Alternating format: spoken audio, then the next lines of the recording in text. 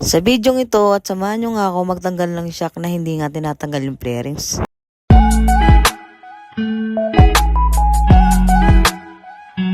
What's up? Alam niyo lang ako si Toy, it's your boy Tamba. Ngayong araw nga guys, at wala nga tayong ginagawa at magpapalit nga tayo ng shock. 2 years na nga mahigit si Toothless, kaya papalitan na nga rin natin ng shock. Pinasok ko na nga rin dito si Toothless para nga hindi tayo mahirapan sa ilaw dahil nga gabi na nga si Shomboy, kahit nga gabi, basta may naisipang gawin, gagawin niya yan kahit gabing-gabi na. Nilipat nga natin yung camera para nga makita ninyo kung paano ko nga tanggalin yung shock na hindi tinatanggal yung flarings, pati yung upuan. Yan nga yung tinatawag na technique, sabi. Pinas forward na nga natin dahil nga mahabawang pagtatanggal to.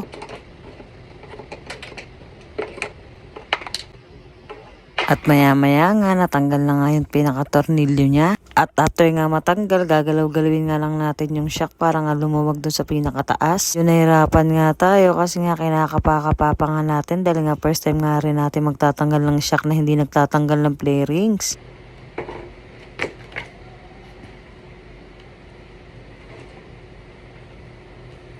Ha? Kalika anak.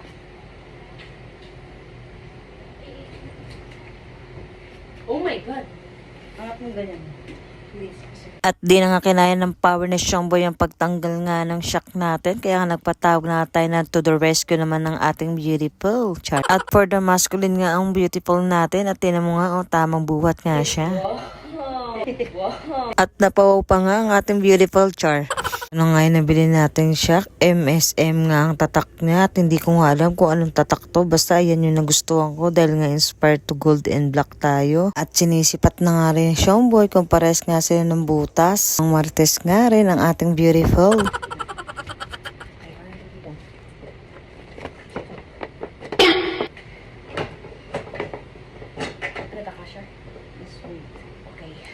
Nahirapan nga kayo pasok yung bagong shock dahil nga may washer siya sa loob at yung stock nga ay wala. Kaya ang ginawa ko, tinanggal ko na nga lang yung pinaka-washer ng bagong shock.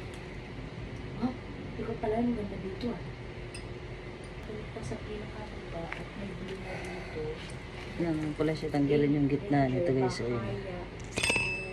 Kailangan nga natin tanggalin dahil nga hindi siya dun papasok sa pinakasabitan ng shock dun sa pinakataas.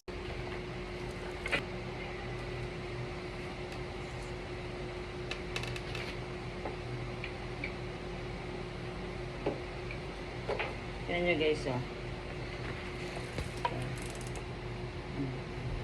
Hindi mahirap ikabit. Tingnan nyo naman guys, ang ganda nga rin pala na nabili ko yung shock dahil nga may adyasan. And guys, tapos na tayo. Hi guys, tapos na siya. Ayan na. Kaso ma-dirty.